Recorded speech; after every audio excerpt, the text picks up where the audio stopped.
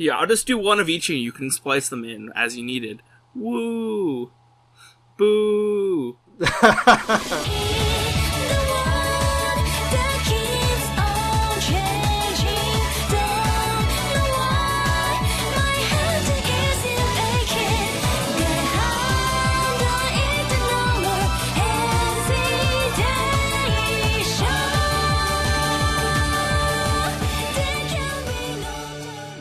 Hello and welcome. You're listening to the TWGOKcast, The World God Only Knows reread and rewatch podcast.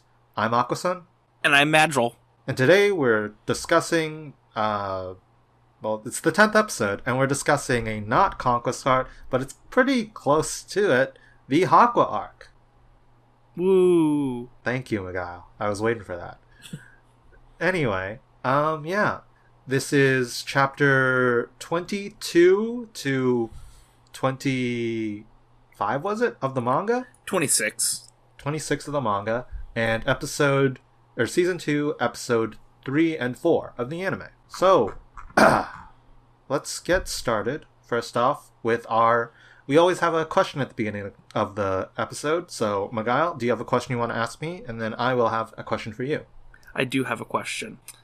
Have you ever stole anything? Have I ever stolen something? Yeah, stole something. It's interesting you say stole. I would say stolen. Yes. Would you like to expand? Okay, sure. It was a 6-sided die from school. Wow, you're the most boring person ever, aren't you? Oh, wow, Magile. Way to hold my lack of impressive criminality against me. Alright. My question for you, Magile, is what do you find makes a smart character appealing? When they're smart. Really? That's it? Because there's different ways of being smart. And this arc, we're talking about Haqua. She's the central focus. We'll discuss this actually more about who the main focus of this arc is, but and her whole deal is that she's very academically, she's an academic success, and then she's struggling, in her work career afterwards. But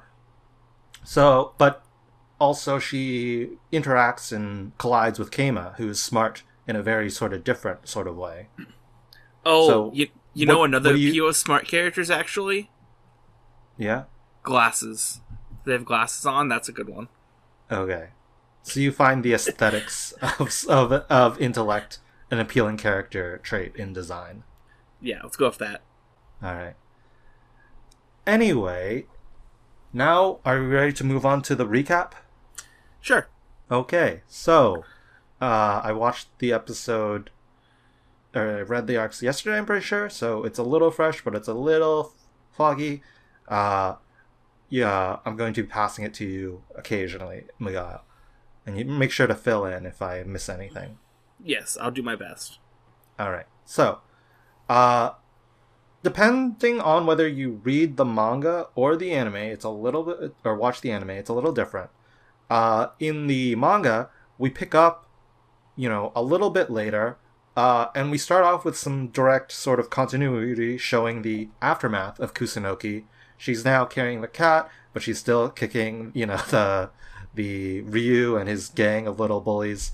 And, she's, in a healthier place now.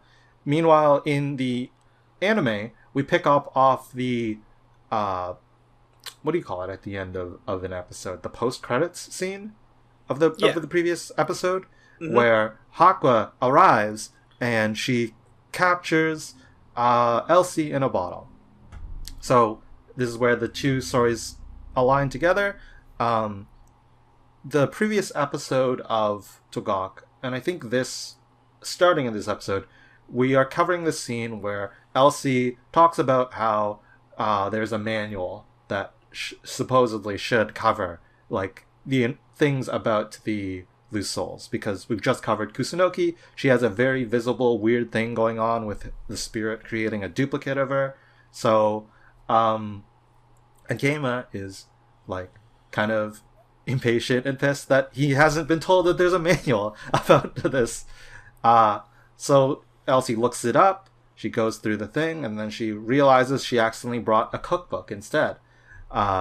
This is when Haqua shows up, and there's she's trying to capture a spirit or something, and she ends up vacuuming up Elsie into the detention bottle, and then we learn that Elsie and Haqua are good friends from when they were in high school together or so. We then get into this sort of introduction between as Elsie is reuniting, like touching base. No, that's too corporate. Just meeting an old friend again, and they are talking about where they are in life now. It turns out that Haqua, she was always an ace in school, and she now is promoted not just to the, runaway spirit squad, she is also a district chief. She's got an R-band showing that she is in charge of this whole area or so. So, Elsie, she's very impressed. She's talking about how their paths in school were pretty different, between Haqua always excelling and Elsie generally being not a terribly great student. Relate this to also how at the start of the manga she had spent 300 years on janitorial duty, and then Elsie introduces her buddy, the divine one, or kami-sama, such. And Hako's a little confused for a bit, until she realizes that the person that Elsie is putting so much praise on is this random weird geeky human who is holding up his PFP to the sky, trying to connect to the internet to get the signal for some video game or whatever. Haqua is thoroughly amused at how he's not this supreme being, and Elsie's kind of embarrassed, but they then start to talk about how things have been going in their work. First, Elsie, they talk about how many spirits they've caught. Haqua says that she's ended up catching 10, and Elsie is super impressed, and she says that, I've only caught 5, and Haqua is not blown away. She is amused, because it's 5, that's crazy, and 5 in 2 months, that's that would be on the part of winning an award. It's too much to even lie about. But Elsie takes this that means you should get 2 medals. So that's where it goes. Then we get a message from Dokuro who says some idiot tried to capture a loose soul but it escaped, and now it's really powerful and big, and we gotta go catch it. It's somewhere around here. So Haqua and Elsie are now on the case to capture this loose soul, which has been roaming kind of free. Elsie and Haqua, they tried, Elsie proposes that they work together, but Haqua feels like she should just do this on her own, and so they kind of split up. Now we go to a bit of, how would you describe this? Haqua, she is exploring the school, but because the school is so big and all the kids wear the same uniforms, it's a very confusing place to search. She arrives on a balcony. She does some kind of self-reflection about where she is, how she wanted to be assigned to Europe because that's where she was born, and that's when Kima confronts her while he's still connecting to the satellite on the balcony. But he makes a bunch of deductions about her, about how she was the one who let the loose soul escape, and how even though Haqua seems pretty confident, she has all these she's trying to put on a brave face, Keima is able to deduce that there are a lot of things that she's hiding. And it presents a really like shocking difference between the game obsessed like Keima and the like making a very insightful deduction into what's going on, which that catches Haqua off guard. Keima and Haqua, Keima tries to like he wants information basically from someone who is more competent and more well versed into what's happening with the runaway spirits and the loose souls and such like that. But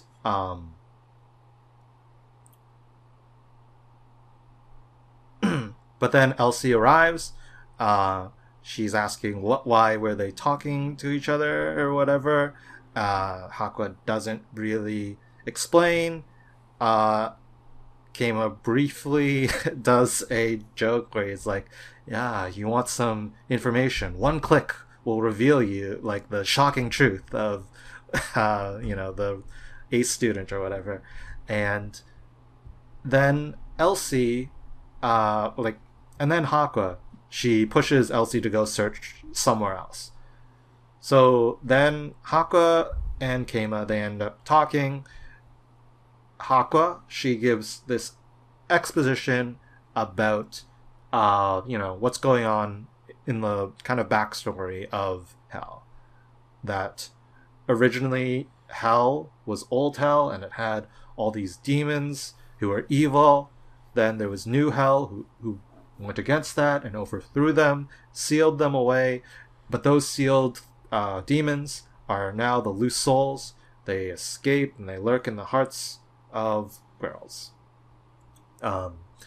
Then Keima, using this, he introduces basically the rest of the backstory using some using his knowledge of games and storylines, where he's like, okay, so and this is how it works. They go in, they feed on the negative energy of the gaps in the hearts.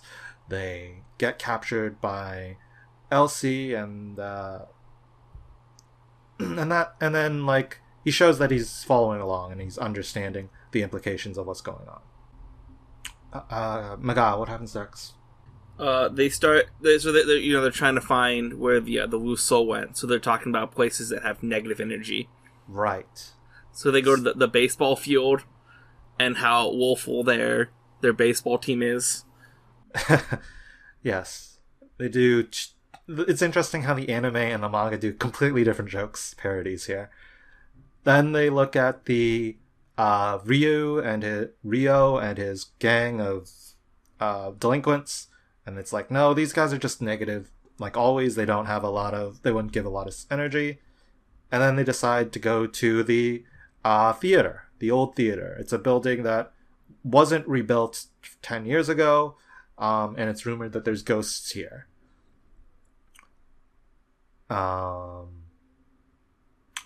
Haqua.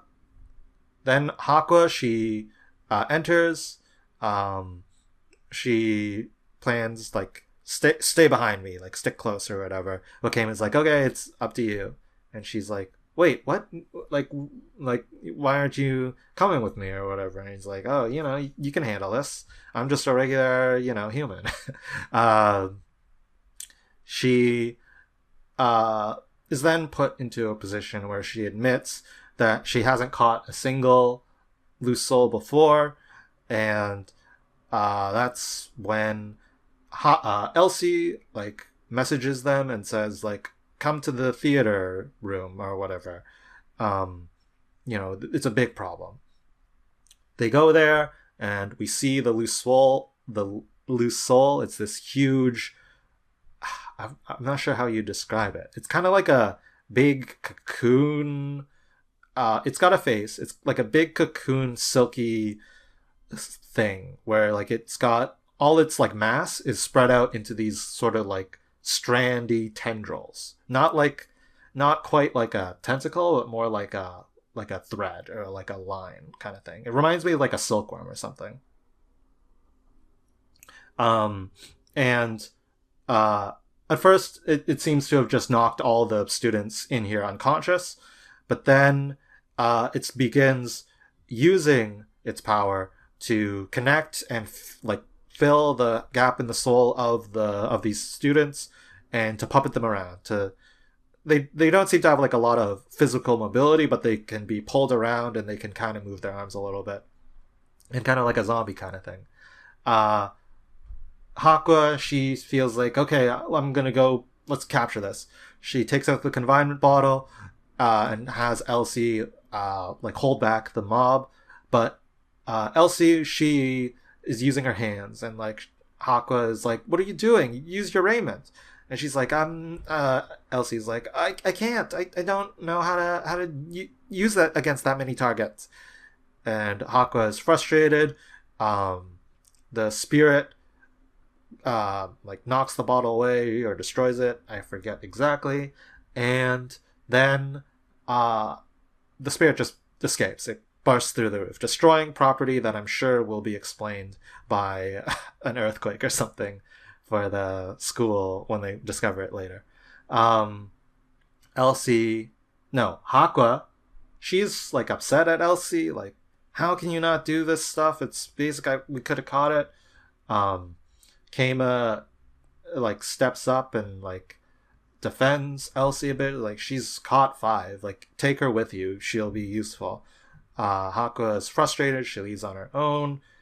Keima says, okay, Elsie, we gotta go after her. But Elsie is also upset, and she's drawing a fire truck in crayon on the floor, saying like, Haqua can do it. I'm useless or whatever. Like, and after that, he drags Elsie out to follow after her. Up on the roof, Haqua is reflecting to herself. She's looking at the manual. She notes to herself that it's not like the simulations. It is so different. It's like, why can't I do any of this? We get some flashbacks into her like life at school. We see how graduating valedictorian, all these like high hopes, these expectations. Everyone in her school thought she was a genius and that she would succeed for sure. But this right now is like gap between like what she thought she'd do and how she's actually doing. It gives her like this tremendous anxiety, insecurity, and the spirit latches on and possesses her too. Keima and Elsie arrive on the roof to assist Haqua, but now she is possessed by the loose soul spirit, and it is telling them to back off or whatever. They're like, this kind of is a surprise to Keima and Elsie. Haqua, in trying to push them back, snatches Keima on her scythe, and then afterwards like lights him on fire and then tosses him away. Elsie wants to save Haqua. Haqua, in her sort of possessed state, she slashes at Elsie, cutting her hair loose. Elsie then, with some encouragement from Keima, she hugs Haqua, and she tells her how much Haqua sort of how she's modeled herself after Haqua, how she's always been a role model for her, how she is like,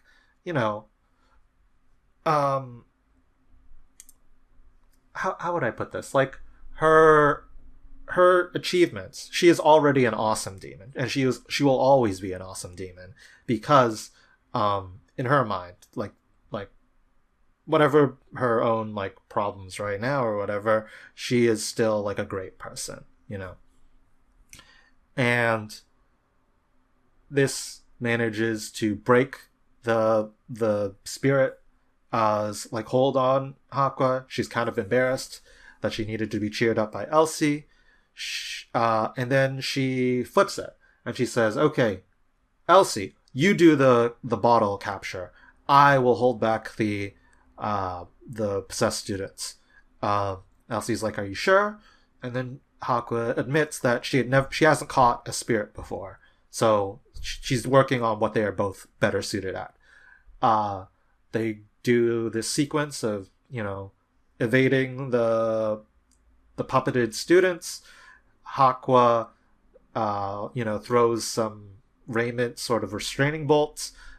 They capture the spirit, and we cut to afterwards where Haqua is like, is it all right is it really okay that I like take credit for capturing the spirit? And Elsie's like, yeah, of course, like you did it and such.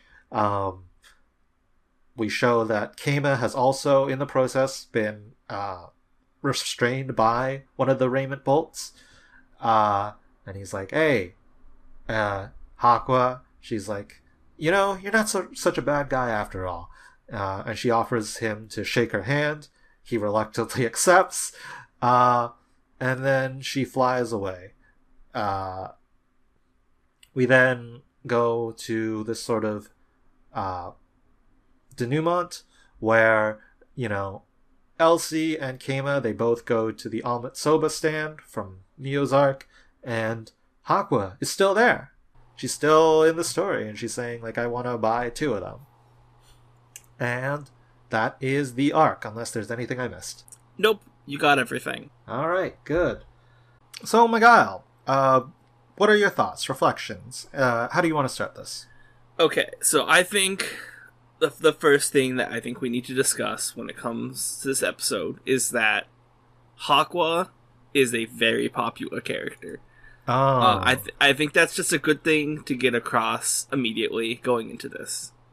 A lot of people like her, and I think this opening arc with her is interesting. I don't think it's the most amazing arc ever, and I think a lot of the enjoyment for Haqua as a character comes from later parts of her. But this episode these episodes do really establish her character. Yeah. So, like, if we're discussing Haqua's popularity, she's, like, number 2 on the character polls for, like, three consecutive things or whatever. She's definitely, like, top popular character. I think the thing that people really like about her is specifically the, it's less involved here, but the tsundere relationship crush that she has on Keima that, in later arcs will become a strong part of her dynamic with Keima. In this arc, we get a little bit of that in that initially she is like, she's very dismissive of him. But then as he like consecutively like shows that he is very like insightful and very analytical and is able to like figure out stuff about her and about Hell and all this stuff, she's like very like surprised and impressed at this like difference between Keima the like wacky game geek and Keima the I'm like the spirit detective. Moving on to some random specific commentary I have on the episode. Sure. Well, I'm actually going to start with one small thing between the anime and manga. Actually, okay. The one thing I felt was the major difference between the two is Haqua feels a lot meaner in the manga than in the anime. Oh, okay. So here's the thing. Some of it is because of the poor translation. Okay, I could believe that. There's a part where we weren't friends, for example, in the scanlation. That is an inaccurate translation. It's just what the anime says. Like, you rarely ever see devils in the real, like, on Earth rarely get to see each other, let alone old friends or like classmates or whatever, right? It's something like that. Like, and there's another part in the conclusion or whatever which gets translated wrong. There are parts in the scanlation where the wrong dialogue is in the wrong bubble. It's parts where, stuff a lot of mistakes because this is like 2008, 2009, like an inexperienced team who is making a lot of mistakes. Okay, that makes a lot more sense, because going into it, it feels like from this translation of the manga, it felt like Haqua and Elsie weren't as much friends as they much were acquaintances. Yeah, and that's actually one thing that like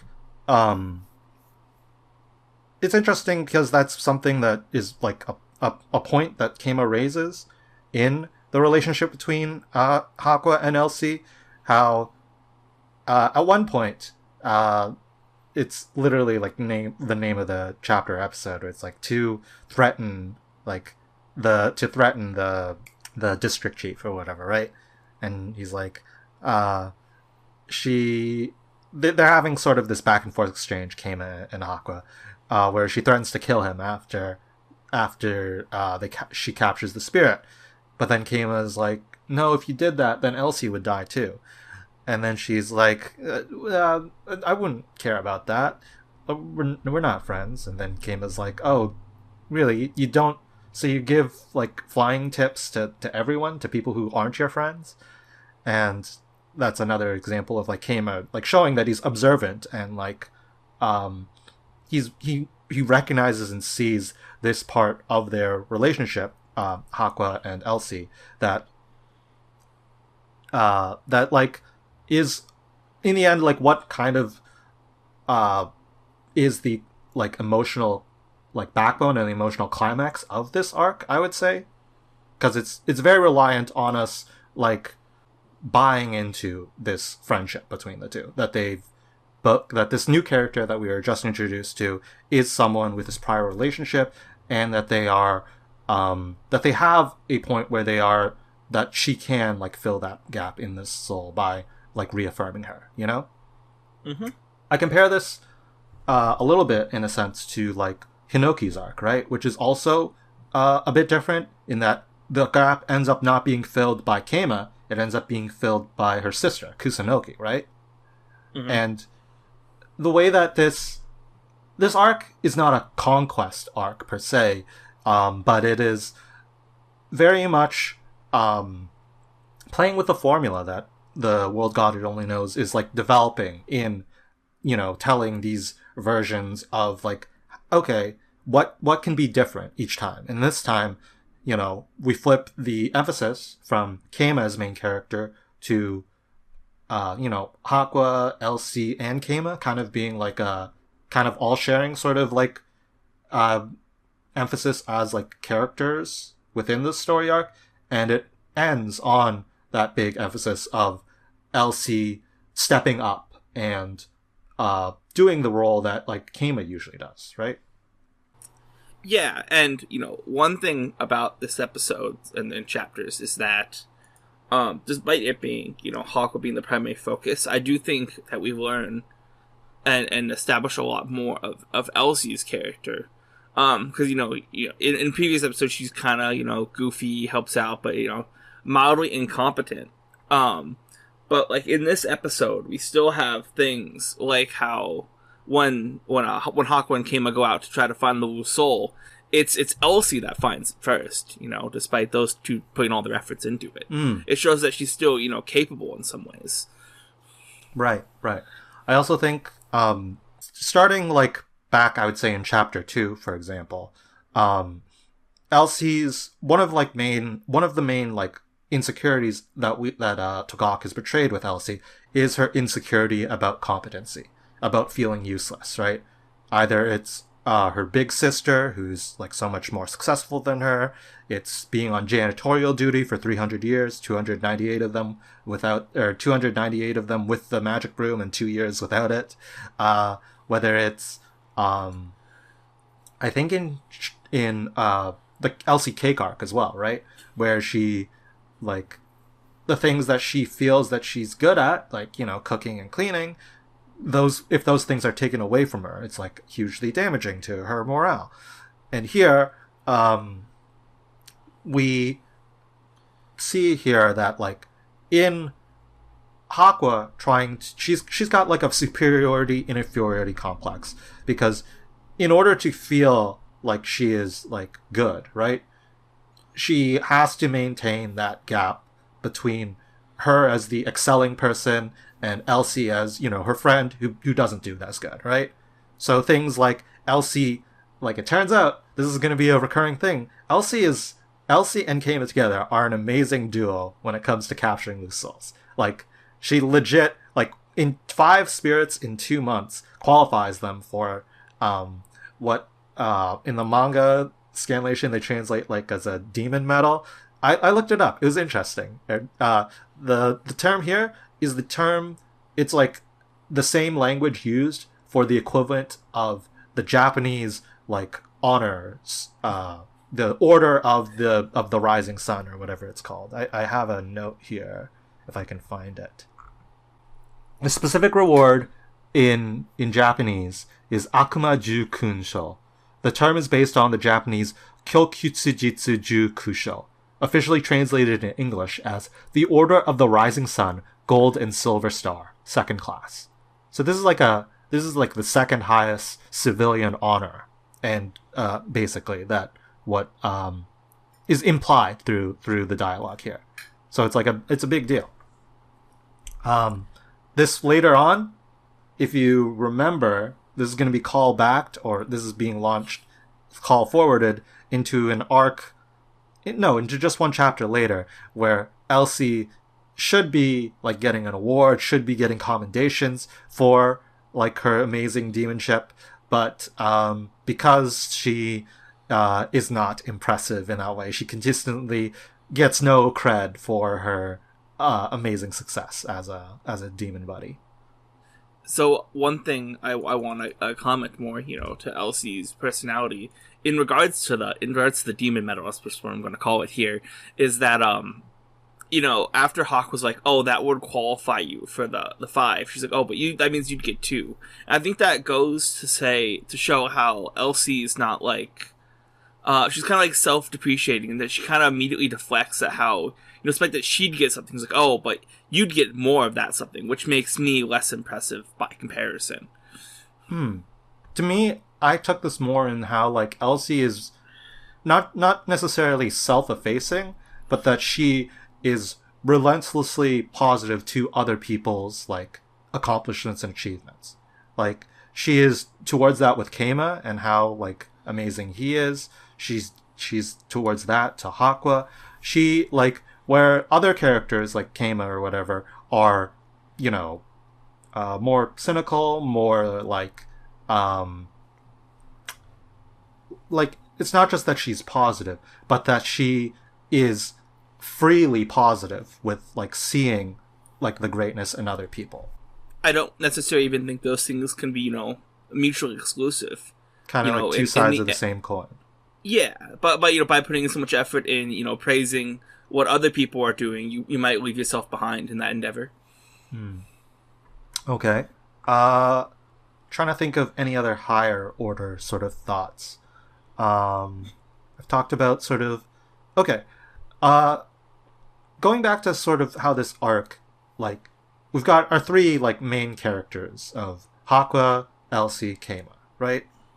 We talked a bit about Elsie's sort of, like, arc development here. Before we go to Haqua, talking a little bit about Kama here, I think it's interesting how we get some sort of establishment, like a baseline of where Kama is in this point. We got, for example, things like when he's on the roof and like in the theater, he's just lying down on the ground, like playing his PFP, saying like, I'm just an innocent bystander. Like, he is not to the extent of something like Tsukio's arc, where he would like jump off a roof or something. He is still in an extent closer to the start of the series, where his motivations to be selfless or to step into action to help people are less so, and it's much more pragmatic. Like, what is he gonna do to against these hordes of possessed students? He's just gonna lie down and like let the actual demons with magic do something. But at the same time, we also get to see when he's talking to Haqua about like why he wants information. he specifically says that he wants, to end this game as fast as possible, to get to reach the ending as quickly as possible. So we're still very much at this point in Keima's sort of development that he has a very specific personal self-interested motivation about this sort of stuff, right? It is not to the extent in later arcs where he begins doing things which are unnecessary, Yeah, I mean, his entire focus is like, the entire reason he's doing everything in these chapters is just that he just kind of wants to, have someone competent to talk with in Haqua to try to figure out, how to be done with this. It's kind of like his entire goals here. I will say, though, that, like, his interactions with Haqua, she points it out at the end, that Keima didn't, like, reveal to Elsie that, Haqua, she hasn't caught any spirits before, right? And that's something that Haqua picks up on Keima, like, that he's not, like, in preserving that secret and letting Haqua, like, reveal it herself, Keima both, like, preserves a bit of dignity of her, and also, like, he is more, like, he like, in order to get Elsie to chase after Haqua, to, like, bring them to the Ruth, and to do that, he ended up not using sort of the overt, like insecurity reveal, and more like just kind of forcing it, because he chose not to reveal this thing, which I think is an interesting point of, like, why Keima would do that, why he would not just go to the blunt, like, Haqua's lying about capturing spirits. She's inexperienced. She told me, you need to go help her or whatever. I think there's a sort of, like, his pursuit of efficiency isn't to the point where he will just do that, right? He still has sort of this awareness of character dynamics and emotions in this kind of, like, situation, to where that he is, like, making decisions around that. Yeah, the way I've always kind of seen it is, it ties into, the, like, a route in the game. You can't just, reveal, like, you can't just keep saying everything that you know. You need to let things release in a way that, lets characters do what they need to get done. And in that way, like, I don't actually know how to know I'm going with this tangent. Never mind. I'm done here. All right, ejecting from that conversation. Yeah. Hitting the eject button. I've decided. I was going to say, the other thing, what was, so, with the final confrontation between Elsie and Haqua, right? Keima ends up, like, basically, instead of, like, making, the deduction or saying, like, whatever the lines that need to be in order to help Haqua, he pushes Elsie to be the one to do it. Like, you only have to focus on one target, right? It's Haqua, right? And it's interesting in this regard. Later on, Keima, later in the series, Keima develops kind of like a hero self, like, he feels like he always has to take care of things, which becomes a negative, but also in like, it's also has a positive in that he becomes more, like, protective of others and such like this. Here, Keima is relying on Elsie knowing Haqua more than him. Like, they only met, like, a couple hours ago, and he is, but he is, like, he also kind of, like, trusts and believes that Elsie will be able to do this, and Elsie, it's interesting here, the divergence here a little bit between the manga and the anime, where Elsie, she has this brief moment of, like, what would Kami-sama do, right? And she flashes all back to all these, like, climactic kiss confrontation speeches, right? And that's what prompts her to, like, hug Haqua and then tell her about, like, how she sees her. I think the choice in the anime to cut that was partly for pacing and partly for, like, dramatic thing, but it, like, and it also kind of gave us more agency to Elsie in this scene, in that rather than just purely sort of copying Keima, she ultimately does something that's like, from our perspective as the viewer, like from her own sort of like how she would approach it. Yeah, I think you could obviously still read it as her being like affected by what Keima's done, and how she might have learned something, but it's less overt. Mm-hmm. Like, I don't think either choice is bad per se.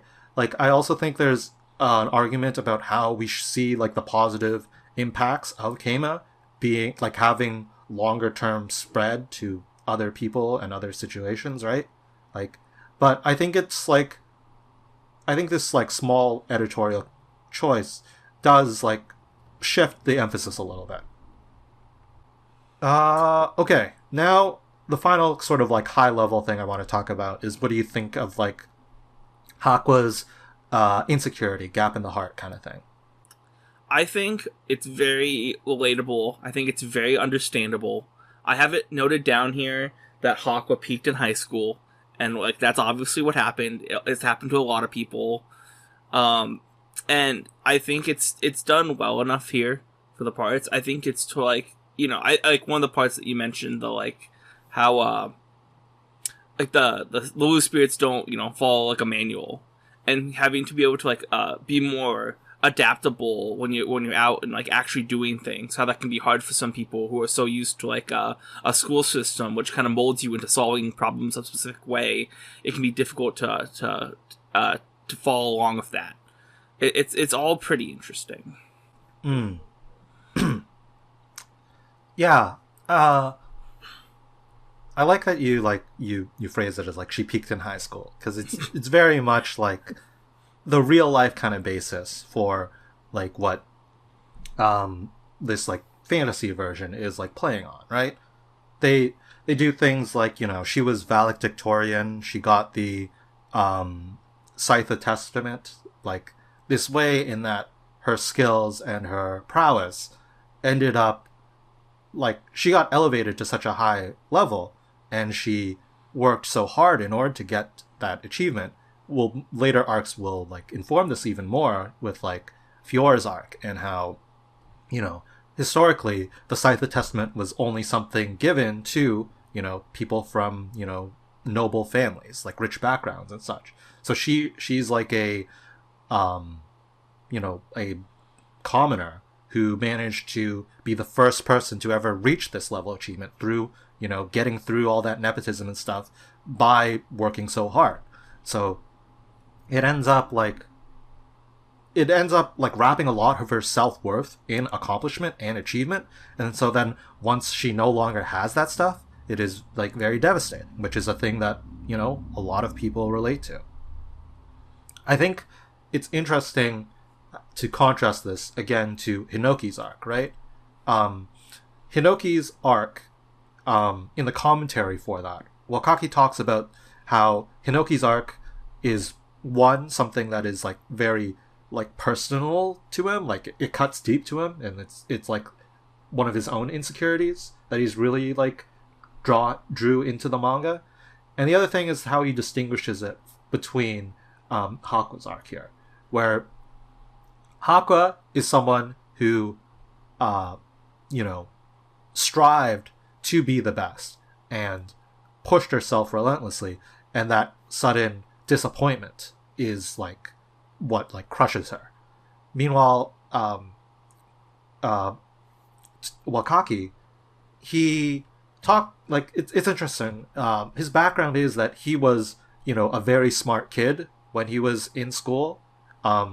This is something that I actually read like a random sort of blog post from it's a random person who just lives in like Ikeda, like his hometown or whatever. He's like, oh yeah, there was this manga guy. When he was a kid, like he was super smart. Like people thought he would become like a scientist or something. Like he was so like quick-witted and academically good, and then he eventually became like a celebrated manga artist or whatever. But for Wakaki, his sort of difference is that he didn't have that relentless pursuit of like being the best. He kind of gave that up.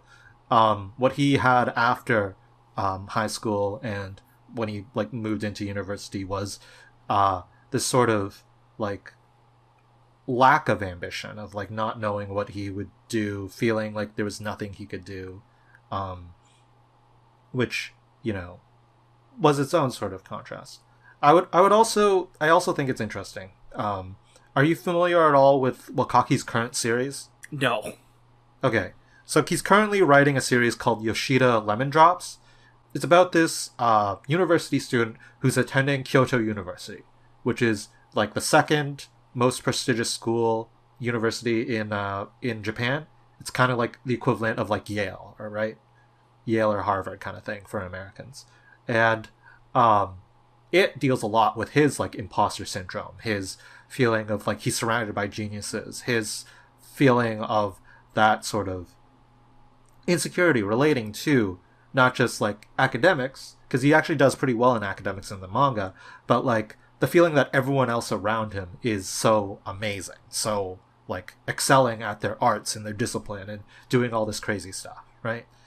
So I think it's something that Wakaki has his own sort of personal experiences with and what he's drawing on here. I find this interesting. Yeah, that's why I wanted to bring it up. I was gonna say something else about Haqua's arc. Like, personally, the thing is, right? I've got my own experiences with like, being really good at school and then, dealing with not being able to get a job, for example, right? It's like a lot of people deal with it, but because of that, like, I've always felt a little bit of distance with Haqua's arc. Not because it's like too real or anything, but like, I don't know, the way that I like internalize it might differ in the way that like I don't necessarily have that huge pursuance of like ego, for example, as like a defense mechanism, or like it's like it because of the way that like the character Haqua processes it differs from my own. It means that I don't like those differences mean the parts where I don't relate feel a little sharper, which is kind of funny because my username is Aqua, right? Yeah, you don't have the H. Yeah. I'm trying to think. Is there any other high level stuff I want to talk about? Oh, I remember. So part of the reason for this arc, right, is that it's actually like it's a arc designed to exposit and like fill in sort of the background and the rules of the series, right? Originally, Wakaki's first manga, Holy Crystal Albatross, he had all this huge like backstory and lore and premise that like he really wanted to tell and build up to.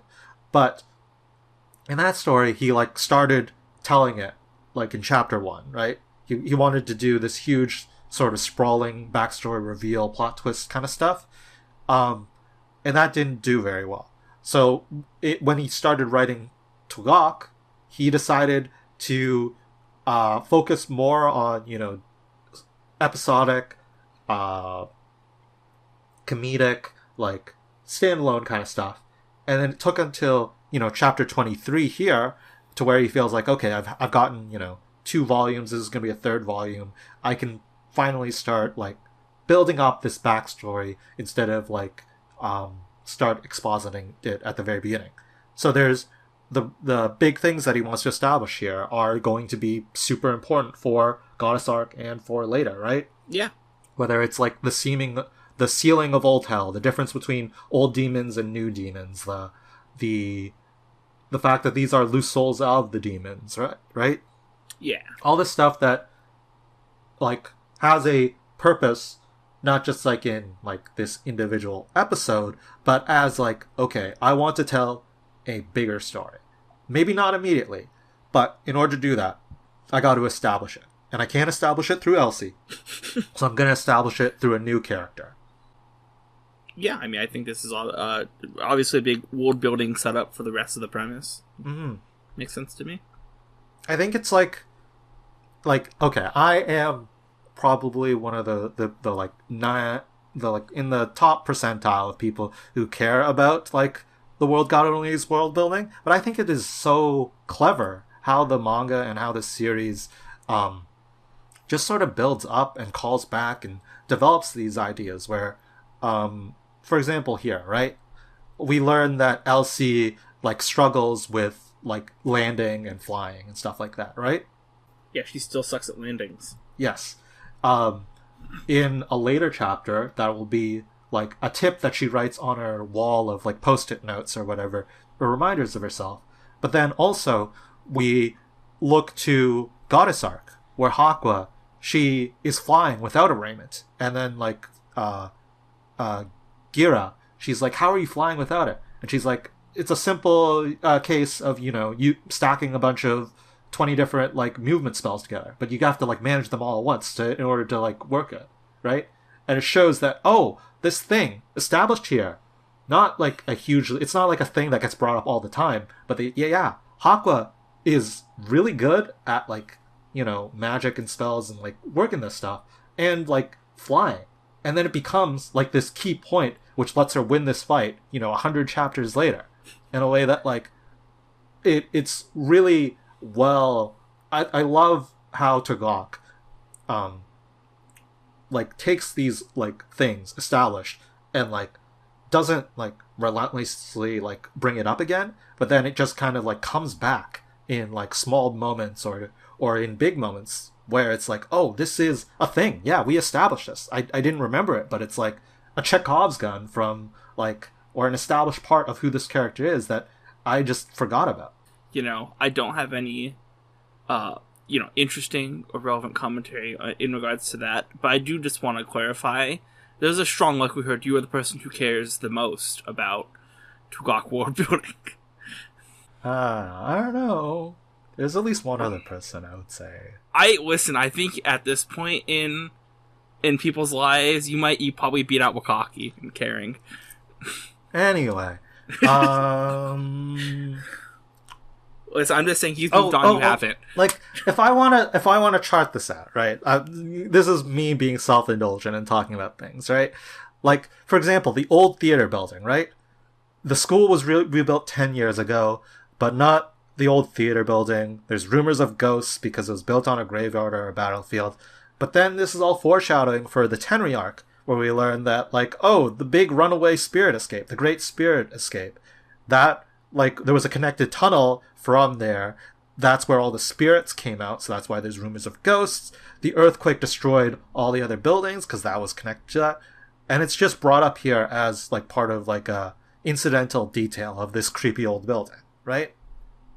Yeah, I think it's a great tie-in for things to come. This is what I mean by, like, I think it's really, really well just built on. Like, all these parts, which it all feels cohesive in a way that it never feels like, they made up something. Yes, TWGOK is really good. Who would have thought? I'm trying to think, is there anything else I want to say high level before we get into all these sort of niche random trivia dump that I love to do? I don't think so. If I do, I will circle back to it. Okay. So, well, I want to immediately crack the ice with the topic of ghosts not existing. Yeah. I feel like that's a little surprising. I feel like ghosts should exist. Oh, well, this is the thing that in Rieko's arc, remember? Where I guess, yeah. Where, you know what? Here's the thing. Ghosts kind of don't exist. Souls exist, right? People have souls. They lose them.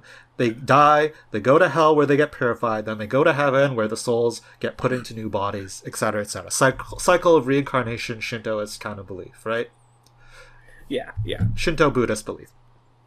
But ghosts are something unexplained by, the scientific spiritual world that is supposed to exist. So, what happens is demons, like Elsie and Haqua, are either scared of them, or disbelieve them, or both. Like, I'm pretty sure Haqua in this chapter is scared of ghosts. Particularly in the manga version, where they ended up cutting apart, or in the anime version they cut a scene where she clings to Keima when there's like an earthquake or whatever, because like my presumption was that she's scared of ghosts or something. Okay, You know what? Makes sense. And also, yeah, because like in Ryako's arc, you know, Elsie sees a ghost or whatever, and she's like scared out of her wits.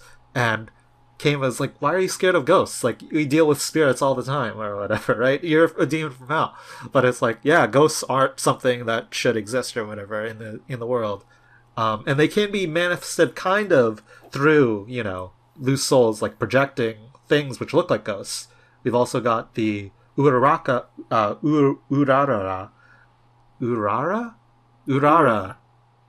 How many Ras there are depends on my memory. How her mother, there's a loose soul who possessed her mother, and her mother died, and the loose soul ends up taking the form of her mother in a sort of like quasi possessed spirit, like exorcist kind of ghost kind of situation, right?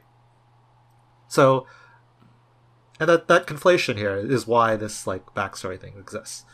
I was gonna say something. You reminded me of something I wanted to talk about, but then I lost it. So let's just keep it going on, and hopefully we'll get it back again.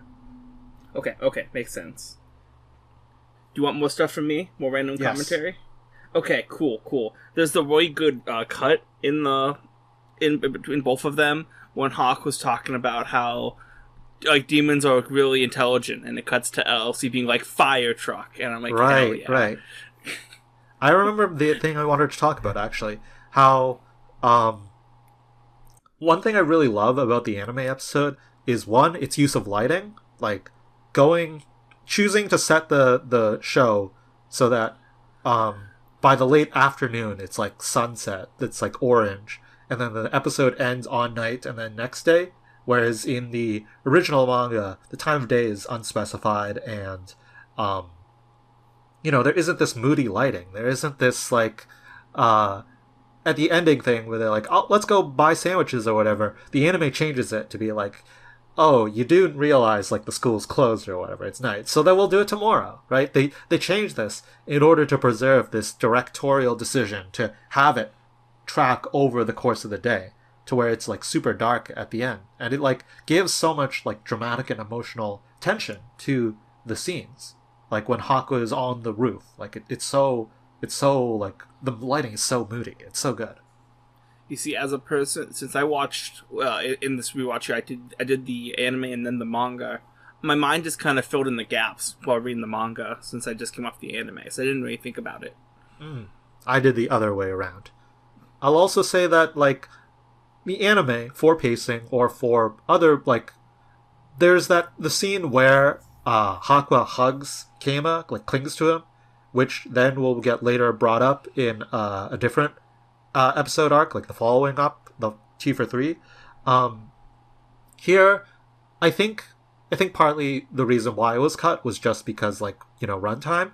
They wanted to have like a bigger action sequence at the end in the anime version, but also I think it like keeps that dramatic tension in the flow of Haqua about to confess that she hasn't caught a spirit without like briefly interrupting it. I think it's not a huge loss either way, but I think it's interesting because I've seen people complain that it like reduced the like amount of like relationship teasing between Haqua and Keima.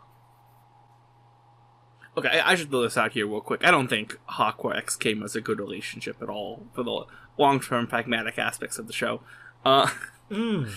Interesting. Why so? I mean, I think about it. You know, they can be friends, but I think any type of romantic relationship is just kind of awkward between the two. I just don't really think it makes any real sense. Interesting. But you might get some hate mail from that. I hope I do. I think the thing is, right?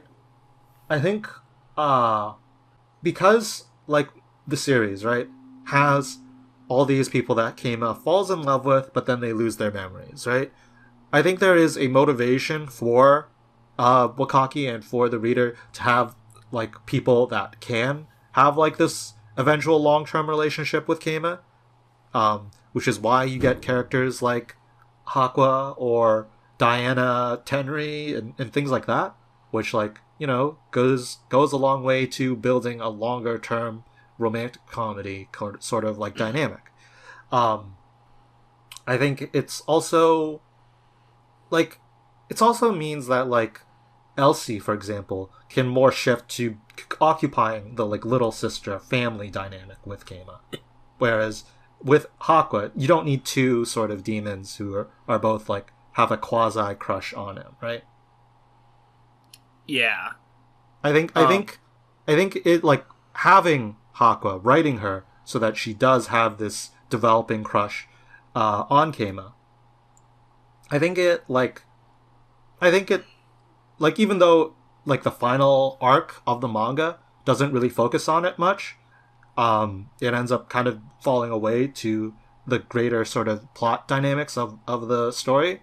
I think it gives a sort of interesting through line and backbone for not just this arc but other arcs as well, like the Yukimari arc, Goddess arc, you know. I don't know. Yeah. I don't think there was.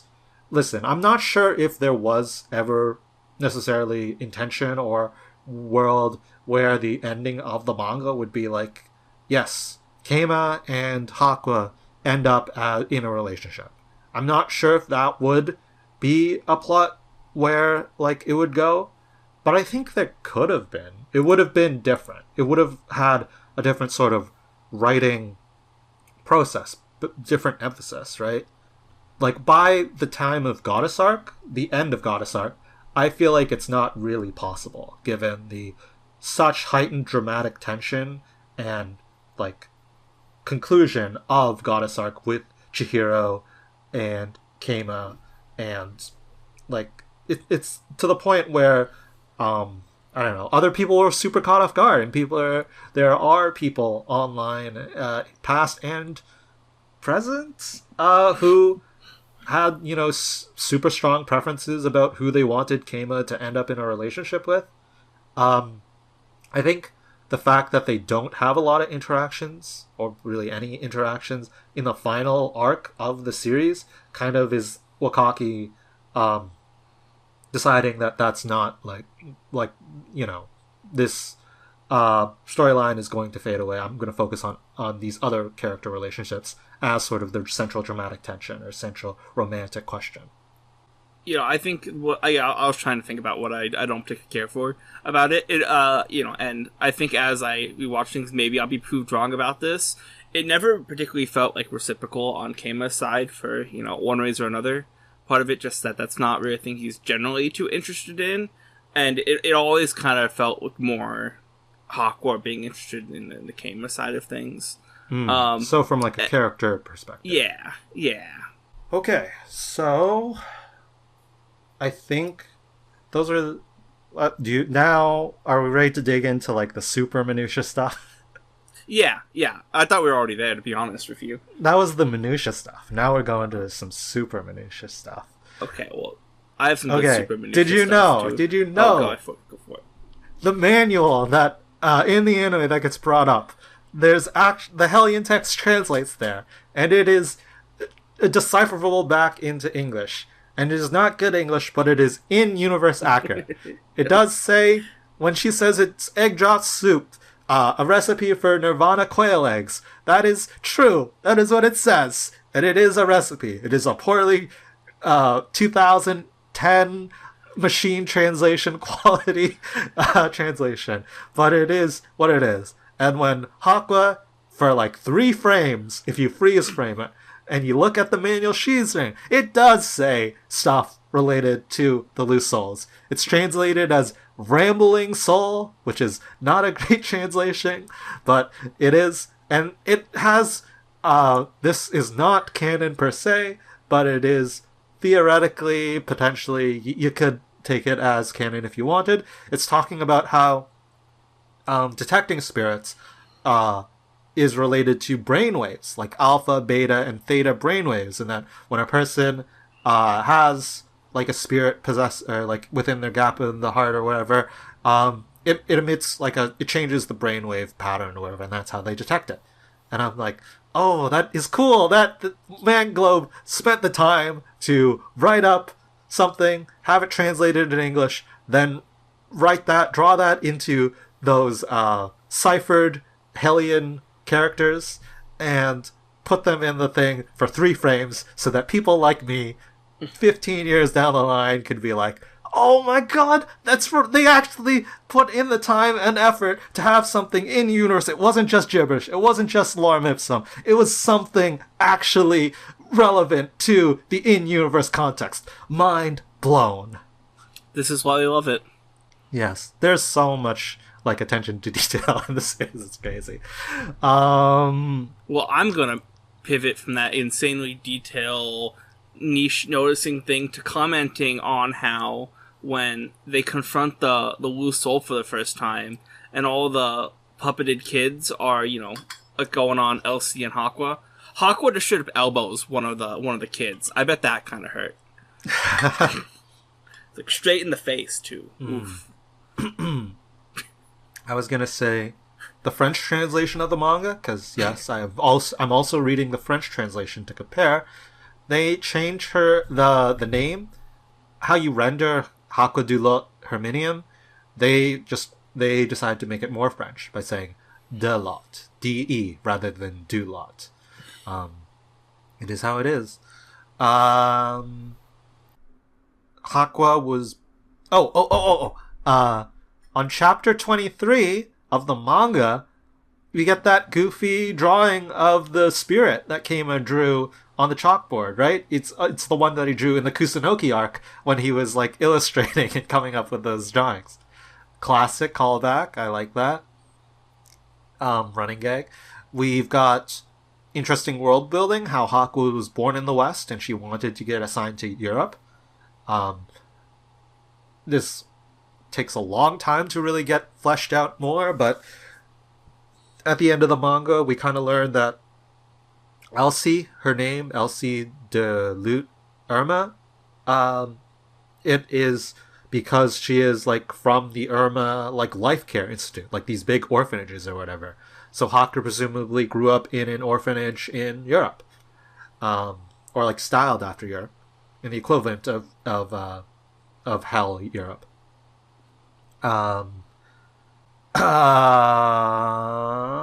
Do we have like a map of Hell? Do we know what Hell looks like in the world of Hell? There is an omake which kind of shows it. There's like a light bridge. Characters use boats because this is going to get established later. But the surface Hell is like toxic, poisonous, right? After the war, they like, you know, horrible chemical, biological warfare. Nobody can live down there. So they have to live in floating islands now, like territory, like these buildings that they literally raised up and suspended by magic. And they either use light bridges or floating ships to travel from one place to another. There's this funny thing here. Do you notice how Haqua throughout this arc is always like emphasizing like handshaking, like yes. I'll allow you shake my hand.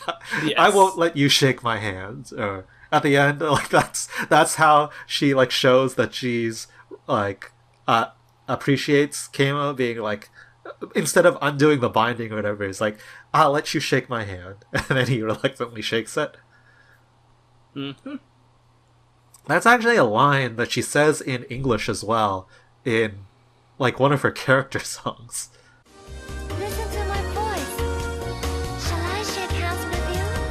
Oh, so it's a very core part of her personality. I don't know, honestly, but it's quite funny.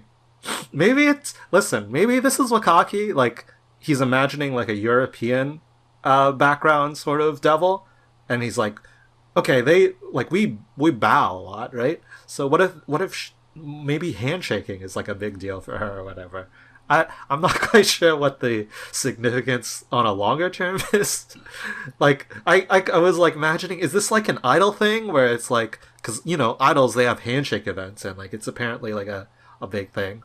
Or is this just, like, something completely made up to be, like, no, there's no real, like, thing I was drawing on here. I just thought it would be, like, you know, I'm, like, she is an elevated position, and she thought that handshaking the like district chief was like something like a privilege, you know. I'm not quite sure.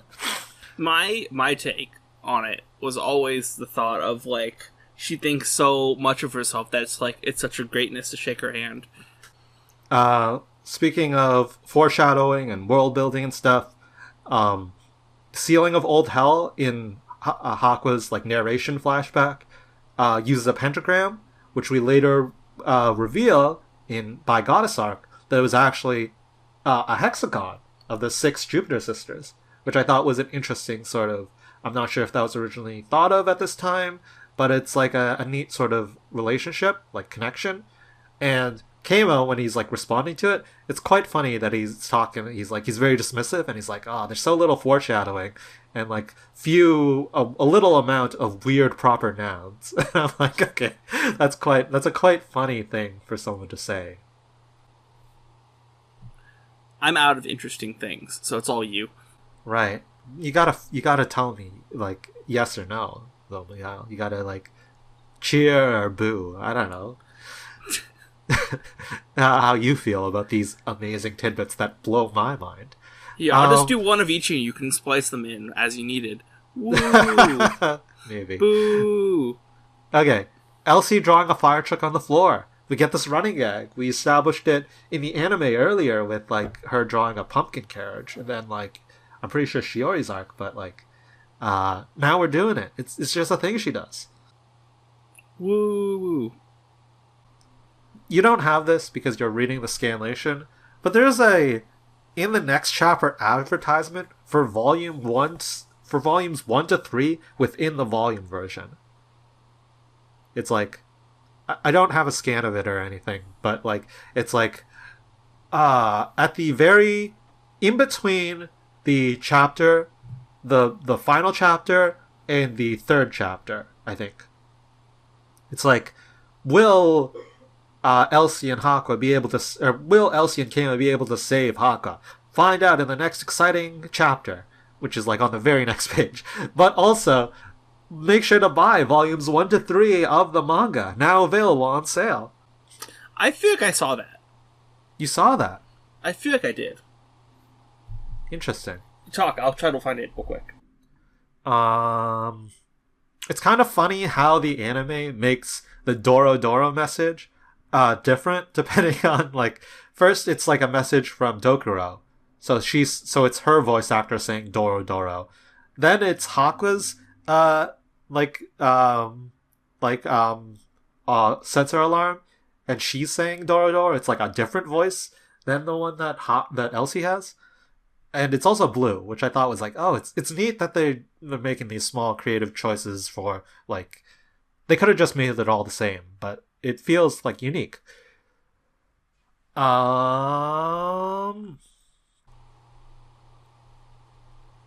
Woo! Do you understand what the anime and manga were parodying in their baseball parody? Oh, God, no. I did not get the reference. I just thought they were very goofy. The one of the manga seems familiar. I didn't have any concept of what the anime one was. It's also like, my God, the score was like 108-3. I'm like, at this point, throw in the towel, guys. Jesus Christ. Isn't there like a mercy rule in baseball? There should be. Jeez. Oh, do you know what's something I like about the anime? What is it? So they show the fight between the final fight between Elsie, Haqua, and the Loose Spirit in more detail, where in the manga it's just kind of one panel, right? Mm-hmm. What they do is in sort of choreographing and telling this fight, they have Elsie use her decoy raiment doll, you know, like the one from the Elsie Cake arc, which just like wobbles and doesn't talk and whatever. And she uses like a ninja substitution check. Yes. And the thing about that, which is really cool, I think, is that they later use this a couple times in the manga. First in Goddess Arc with like Fior, I'm pretty sure. And then in the Heart of Jupiter arc, when Elsie kind of does a similar thing in order to defend herself from a vintage agent. So I think it's cool that they did it here, and it's using this previously established kind of gag thing into a like, oh, this is a regular thing that we can also use as like it's not the separation between comedy sort of rule set and the like dramatic rule set are not like totally opposite. Woo! And that's basically everything I got. Magile. Wow. So, tell me how wouldn't you rate the episode? That's what we do, right? Okay. So here's the thing. My own sort of personal experiences and personal relation to the insecurity that Haqua has means that I always feel a bit of distance towards her. But I do really like the arc for a lot of its greater, longer significance. I think the anime episode does a really good job in like elevating the tension and the drama and the art of the whole episode. It's a really beautiful episode, especially in the second half of the second episode. And I think my thing, which a lot of people don't care about, is how there's all these details and callbacks, like the in-universe text or the lore that then eventually gets built on and twisted, and like, oh, this thing was a thing, and this thing, and this thing. It turns out the metal is a thing that comes up later, and all this sorts of stuff, which is really, really, it makes the whole series feel so interwoven and connected and really clever to me, which that's what I appreciate most about this arc.